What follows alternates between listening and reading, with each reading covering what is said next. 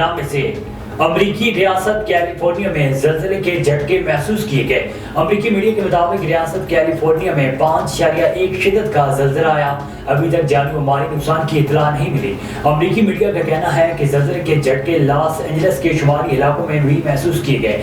Tsunami warning centre امریکہ کے مطابق زلزلے کے بعد سونامی وارننگ جاری نہیں کی گئی۔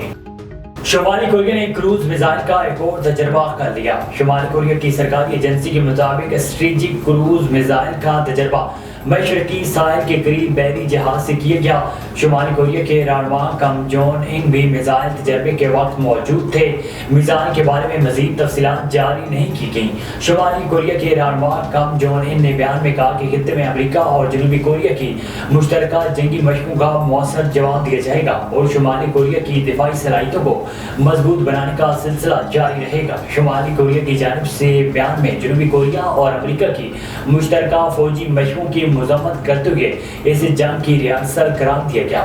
شمالی کوریا کے ہیکر جنگی مشقوں سے متعلق کانٹریکٹر کی ای میلز کو بھی نشانہ بنا چکے ہیں۔ امریکہ اور جنوبی کوریا نے شمالی کوریا کے نئے میزائل تجربے کی مذمت کی ہے اور اسے علاقائی امن کے لیے خطرہ قرار دیا ہے۔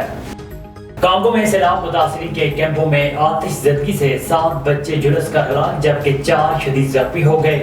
غیر ملکی خبر رسانی ادارے کے مطابق آتش زدگی کا واقعہ مشرقی کانگو میں سیلاب سے بے گھر ہونے والے افراد کے کیمپ میں پیش آیا۔ مرنے والوں میں 1 سے 5 سال کی عمر کے 7 بچے شامل ہیں۔ 4 شدید زخمیوں کو طبی امداد کے لیے قریبی ہسپتال میں منتقل کر دیا گیا۔ آگ نے تمام قریبی کیمپوں کو بھی اپنی لپیٹ میں لے لیا اور رواں برس مئی میں کانگو میں سیلاب کی وجہ سے یہ شہری بے گھر ہو گئے تھے۔